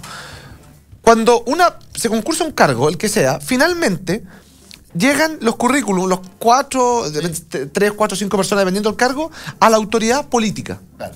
Si uno tiene un buen candidato, entre comillas, como gobierno, ese va a ser al final la persona que va a ganar. Y mucho peor, yo ya no sé si no conozco ninguno o casi ninguno que postulando cuando está ¿cómo se dice? No como sufragante, hay un término interino al cargo, ese como que fijo gana. Ese va a ganar sí o sí el cargo. Y eso revela un tema de fondo de alta dirección que es muy preocupante. Y otro tema, en los primeros 6 meses de este gobierno se desvincularon a 300... En los primeros meses, no sé qué mes, pero... Puede ser el 50. No. La mitad, pero al tiro. Lo mismo que hizo Piñera. No, a ver, no es lo mismo. Los números son distintos. Pero no veamos el empate, veamos el fondo. Me parece a mí que es erróneo que este gobierno haya sacado el 40 o 50% y que Piñera haya hecho lo mismo. Significa que tenemos que mejorar esto. Sí, pero que no vayamos siempre al empate. ¿Sabes tú que la alta dirección pública garantiza una sola cosa con respecto al anterior? Que hay idoneidad para el cargo. Lo que no quita que al final de los finales, cuando llega a la escritura del presidente de la República, te llegan 3, 4, 5 Hay un criterio también político dentro de esos idóneos para el cargo. ¿Por qué no es lo mismo lo de Piñera con lo de ahora? No, porque la forma en que yo trabajé en el gobierno de Piñera, era de verdad distinto. En algunos casos se dio, pero no en las proporciones ni en la forma. Si aquí fue prácticamente se entraba afuera. O sea, y en los primeros meses, yo me acuerdo que yo mandé un oficio de fiscalización en septiembre, creo, y la lista de personas, habían muchas instituciones, Senatur me acuerdo, que llegó y el 11 de marzo sacó a todos los ADP. Y eso además de tener un tema de fondo, hay un tema de forma. A esas personas se les indemniza, el costo para el Estado es gigantesco. Lo que cuesta elegir a cada persona a través de alta dirección pública, los cargos relevantes 80, y los cargos de tercer nivel jerárquico, que son los más bajos, 17 millones de pesos. Por un nombre. ¿Por qué? Porque tenas, psicológico, test psicológico, headhunter, muchas entrevistas, mucha hora hombre. Indemnización. Entonces al final, la cantidad de plata a la que estamos hablando, para que el nombramiento al final, y quizás no tan al final, termine siendo, no diría siempre, pero casi siempre un nombramiento político. Son nombramientos políticos, claramente. Está bien, pero si queremos una alta dirección pública que funcione, idoneidad. Claro. Pero para eso el salto que hicimos fue ese. Pero la idoneidad, pero la idoneidad para eso basta con pedir. En la práctica se termina transformando un poco en tener un, ¿cómo se llama? Un título de alguna pega. En eso termina un poco la idoneidad también. Al final no hay grandes diferencias de competencia. Oye, yo quiero después tocar un tema antes de irme. Está bueno, le están haciendo una pregunta ideológicamente falso. Le pregunta el vocero Vidal: ¿cuál es la estimación de votantes para las próximas elecciones, dado el rechazo a la política? Pero no conteste ninguno de los dos. Yo sé que el diputado se tiene que ir en un ratito. Vamos a hacer una pausa cortita. Vamos a volver con redes sociales con la respuesta y se pueden ir más tranquilos. Pausa, volvemos. Estás con @PanchoEguiluz en la 92.9. Combinación clave. Conéctate en @Radio La Clave. Ya regresamos con más opinión y debate. 10 de la mañana con 42 minutos. Pancho, te voy a contar algo. Bueno, todos los que nos escuchan, al diputado también que está con nosotros. Hay una residencia premium para adultos mayores que se llama Casa Mía. ¿En qué consiste? En departamentos de 3 tamaños diferentes, todos con baño privado, servicio completo de hotelería, atención de enfermería a las 24 horas, con médico residente y, dicen ellos, con personal dispuestos a brindar lo mejor de sí. ¿Dónde se encuentra esto? En la comuna de Providencia, en Normandía 1882 y en el siguiente fono: 223-430-006. Lo voy a repetir porque yo hablo rápido. 223-430-006. Tú lo dices distinto. 223-430-006. Ya, muy bien. Así suena más bonito. Es que, ¿sabes qué? La gente acá en Santiago está más acostumbrada a que la primera tiradita sea con 3 números. No, a mí ya no me riman los números. Con el 2 que le pusimos. 343-0006. Claro. No, a mí ya no me rimaron los números nunca más. Antes era 343-0006. Punto. Chao. Exacto. Claro. Ahora, ¿de qué estamos hablando? De Casa Mía. Pero recuerden, Casa Mía, nuevo concepto de residencia premium para el adulto mayor. Mira, ¿qué tal? Qué bonito. Estamos hablando del financiamiento. Exactamente. Tal cual. Es así de transparente. Ojalá. No es reservado, no es anónimo, nada. Divinodescuento.cl, esto es interesante. Mire, si estás buscando un regalo para y el padre, por ejemplo, ¿cuándo es el día? Se nos viene ya la próxima semana, ¿no? El 7 de próximo domingo. El 8 entonces. No, el 7. No. Domingo 7 es este fin de semana, tiene que ser el 8. Ya se sabría. Ya se sabe. Sí, pues ya los está. papás se vengan menos que la mamá. Sí, pero también es cierto. yo tengo hijas chicas para los jardines, los colegios todavía. Tiro, ¿cachai? Claro, de invitación, sí, es verdad, no tiene que ser la otra. Bueno, si estás buscando un regalo distinto, algo para el papá, por ejemplo, para la casa de mascotas o para el cuidado de tu cuerpo, visita divinodescuento.cl y te aseguran que vas a encontrar productos increíbles con precios para todos los bolsillos, incluyendo el bolsillo de perro. Muy bien. Así que hacía mención. Exacto. Con 2 millones de dólares. Recuerda, divinodescuento.cl, la única tienda online con carro de compras, múltiples medios de pago y despacho a todo Chile. Pronto, esta es una promesa de campaña, se vienen concursos por regalo. No, pero se vio regalo, hay que decir que se vio regalo para los tuiteros. No, pero usted está suponiendo que yo cuando digo promesa de campaña es una promesa que no se cumple. Uy, sí. No, pues yo digo es una promesa de campaña y esta se cumple. Lo siento por los que han estado en elecciones populares acá. Una vara bajísima, no, te juro. Oye, queda una pregunta pendiente y yo sé que se tienen que ir nuestros invitados, así que hacemos la pregunta de inmediato. Y usted, Francisco, quería poner un tema. La pregunta tuitera que llegaba era: ¿cuánta gente irá a votar en las próximas elecciones con este sentimiento que existe frente a los parlamentarios, esta desafección? Yo creo que lamentablemente menos que la vez pasada. Y digo lamentablemente porque si uno quiere cambiar las cosas, la forma de hacerlo a través del voto. Pero se produce una cosa que es entendible, pero que es al revés. Para cambiar las cosas hay que votar. Pero como hay una falta de credibilidad en el sistema, no voy a votar. Por lo tanto, dejo que un grupo reducido el poder de tomar decisiones. Entonces, y pasa una cosa que es peor ahora con el voto voluntario. Lo que creo y espero que no ocurra es que se terminan radicalizando las posturas y van los convencidos. Y van los convencidos, que suelen ser las personas, no sé si será más militantes, pero con posiciones políticas más claras. Entonces yo creo que ahí se produce un error, o sea, no un error, se produce una situación que es compleja para todos. Ojalá, uno siempre dice, ojalá que vaya más gente, pero creo que va a ir menos. Yo pienso lo mismo, salvo que se cambie el clima de aquí a octubre del próximo año, que es la elección municipal. Creo que fue un error el voto voluntario. Yo lo defendí, creo que fue un error. Yo soy partidario de una cosa mucho más... Perdón, pero en un momento creía en el voto voluntario, después cambió, o nunca creyó y lo tuvo que defender porque era vocero nomás. Todos creíamos. Una mezcla también. Pero yo en ese sentido soy bastante autoritario. Yo creo que cualquier persona que tenga un vínculo... En otros sentidos también. Cualquier persona que tenga un vínculo con el Estado debe, como condición de ese vínculo, votar. Por lo demás, así era a partir de 1961, cuando tú ibas a sacar el carnet, me muestra su inscripción. Quiere un subsidio, me muestra su inscripción. Quiere carnet escolar, me muestra su inscripción. Aquí es chicha o chancho. Pero tú no puedes... Puros derechos y ningún deber. Y te garantizo que ella vota el 98,9%, salvo en Las Condes. Pero yo tengo otra... Perdón que me meta, yo sé que la pregunta no era para mí, pero... ¿No es un abuso pretender que la gente debería ir a votar y en este caso obligarle a ir a votar cuando tampoco estamos ejercitando el músculo electoral?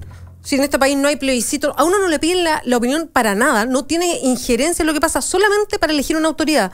Entonces, si queremos que la gente vaya a votar, bueno, que haya plebiscitos, que ejercitemos el músculo problema, electoral. Pero para que haya plebiscito tienes que tener votos en el Parlamento para que agregarle al poder legislativo el poder plebiscitario por la vía de los plebiscitos vinculantes con presentación ciudadana. En Uruguay hay, con 500.000 firmas tú puedes convocar un plebiscito. Pero hay, porque la gente vota para que eso ocurra. Porque si no, es la tierra de nadie. Pero yo soy partidario del voto obligatorio vinculado a la prestación de servicios del Estado. Entonces, ahora, como eso no ocurre, yo calculo que si la última presidencial votó el 50% en primera vuelta y el 40% en segunda vuelta, y en la última municipal votó un poquito más del 40%, estamos llegando a un tercio, si las cosas no cambian de aquí a un año y medio más. Ahora tiene razón el diputado, cuando vota un tercio, votan los convencidos, los militantes, hay 750.000 militantes registrados en el servicio electoral de todos los partidos, más la periferia, llegamos con 1,5 millones, 2,5, ahí está. Pero a reglón seguido digo que el que no se levantó a votar porque está deprimido por todo lo que pasa, después calladito. Pues. Calladito, pues. Yo le digo a mis alumnos, no ahora, porque están bien activos mis alumnos hoy día. Antes, hace 10 a 15 años, 20 compadres sentados. ¿Cuántos están inscritos? 2. Los otros 18 no me reclaman nada.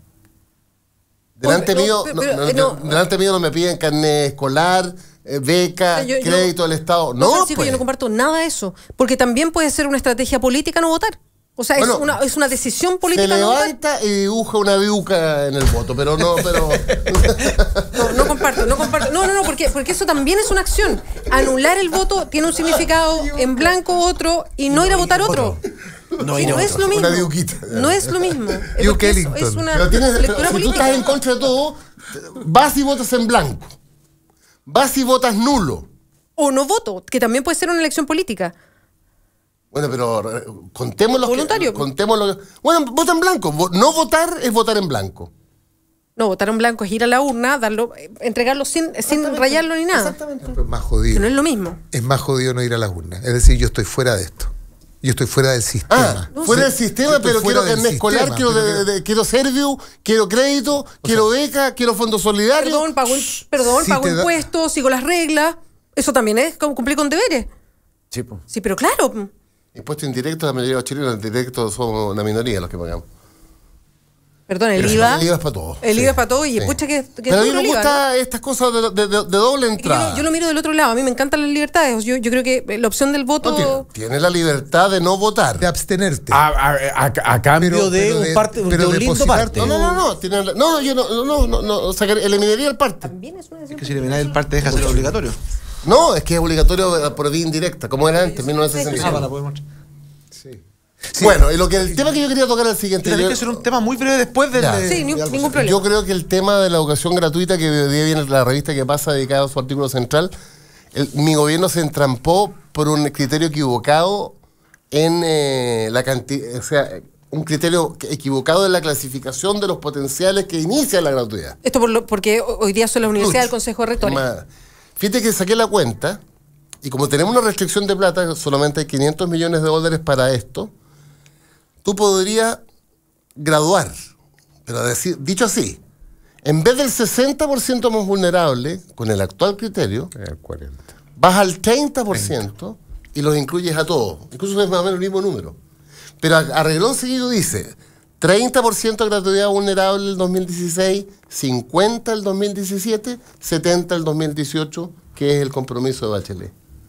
Y eliminas el tema del ruido político que hay, porque claramente hoy día se produce una injusticia. Hay unas universidades privadas, yo trabajo en la Portales y en la Alberto Hurtado y en la América no está acreditada. Pero en la Portales y la Alberto Hurtado tienen más años de acreditación que algunas universidades del Consejo de Rectores. Entonces, ¿por qué seleccionar de esta manera, manteniendo la restricción, siendo responsable fiscalmente? Si tú le aplicas el 30% de gradualidad al primer año, te alcanzan todos. ¿Me explico? Sí. Eso quería plantear. Sí. No, lo que pasa es que, perdón, diputado, solo que haciendo la reflexión también, y la otra vez lo conversábamos, ¿te acuerdas? Con otro panel, y entendiendo que se tiene que optar de alguna manera, ya sea bajando el porcentaje, porque no puede ser para todos inmediatamente, o eligiendo un grupo de universidades. Uno como ciudadano le puede encontrar cierto sentido a que sea este grupo de universidades. Yo sé que es injusto porque hay otras que cumplen requisitos, pero las universidades, hay muchas universidades privadas que han estado hoy día en investigación a propósito de su forma de financiarse y de que violentaron la ley. Pero tienes forma de diferenciarla. Pero ahí voy. La acreditación. Ya, pero hay algunas acreditadas que han estado también investigando. Entonces, hay 33 universidades privadas, solo 20 están acreditadas. Y tienes 13 no acreditadas. Aquí mi criterio es que solamente entre las acreditadas. O sea, de hecho, hoy día para el crédito fiscal, digamos, quedan fuera la otra. Incluso una moción intermedia. Hay 8 universidades privadas que se metieron al sistema de ingreso único. Por último, amplíalo a esas 8. Pero me parece muy injusto. Discriminador, diría. Concentrarnos en ese mundo cuando con la misma plata, más gradual, lo puedes abrir a otros. Yeah. Diputado, usted quería poner un punto. Otro tema distinto va a ser un pequeño comentario lo que dice Francisco nomás. Decir que a mí el único tema que un tema que me hace ruido con la gratuidad es que a futuro no tengamos estudiantes eternos en las universidades que al final los terminamos pagando todo. Está bien, pero... año más de la carrera. Sí, pero vamos a partir así. Yo conozco... Va a tener ciertos plazos, sí. Va a tener plazos. Es un tema a futuro que yo creo que es un tema que hay que tener presente. Pero yo quiero tocar el tema que algo mencionaste tú, Bea, al principio del programa, que es el tema del Transantiago. Y en general, no solamente el Transantiago, sino que el transporte público en la región metropolitana, porque aquí hay dos mundos. Uno, el del Transantiago, donde tenemos un costo fiscal ya descriteriado, con una evasión. $1 de aquí al 2020. Una evasión, pero impresionante. Y además que el plan piloto, o sea, a donde fuimos a ver cuando se creó Transantiago, que es el Transmilenio en Colombia, fracasó. Y lo declararon ya las autoridades colombianas. Entonces, hay que hacer algo de fondo. Y sobre todo, ¿por qué? Porque en Santiago, en la región metropolitana, vivimos en dos realidades que son muy distintas. Las que están dentro, entre comillas, Anillo Américo Vespucio, que es la que está en la lógica del Transantiago, y aquellas como que me toca representar a mí, que son las provincias de Melipilla y Talagante, que quedan fuera. Donde el famoso Metrotren lo han aplazado 87 veces y seguimos sin tener fechas claras, donde el transporte sigue siendo en bus y las personas que viven, pues dar un ejemplo, yo soy del monte, o sea, son 2 lucas más, pero por lo bajo, 3 lucas más diarias para poder venir a trabajar a Santiago y terminamos pagando los mismos costos del Transantiago. Entonces, yo siento que aquí, en algún momento, va a haber que ponerle el cascabel al gato con este tema del Transantiago. Aquí, el sistema ya no da para más. Porque, claro, es fácil decir 11.000 millones, 12.000 millones, 13.000, cuando uno no tiene claro qué son esos millones, pues. Pero estamos hablando de muchos, decenas de hospitales, de lo que uno quiera. O sea, hoy día la cantidad de cosas que uno podría pagar con la plata de Transantiago es prácticamente ilimitado. Entonces, yo creo que en algún momento hay que ponerle cascabel al gato al tema del Transantiago, porque si no, va a seguir siendo este barril sin fondo que se lleva una cantidad de lucas ingente, que nadie sabe bien cómo se financia, y que al final del día uno dice, ya, pues el Estado se va poniendo, pero la mejora del transporte son bien pocas. Mi pregunta ahí es, ¿cómo se mejora el Transantiago? O sea, en una metrópoli como esta, no, ya con toda esta alternativa, no te queda más que la vía exclusiva y el metro. Sí, metido en el sistema que estamos. Que todo es de reconstrucción, que es de construcción lenta. El metro avanza y avanza sostenidamente, pero es lento. Las vías exclusivas pero también. Yo voy a invitar al diputado Coloma a Lima y se va a reconciliar con el Transantiago. Voy a esperar la invitación, pues. Lima es salvaje. Perdón, es que yo quería agregarlo, yo sé que no lo vamos a discutir ahora, pero dejarlo sentado. Para una metrópoli como Santiago, ¿no deberíamos tener un sistema 100% estatal? O sea, ¿está la posibilidad de siquiera conversar si eso es posible o si es necesario para mantener un control mayor de lo que pasa estratégicamente con algo como el transporte? Bueno, en la mayoría de los países del mundo los sistemas de tránsito son estatales. Es que por eso, porque la idea es tener una estrategia subsidiado.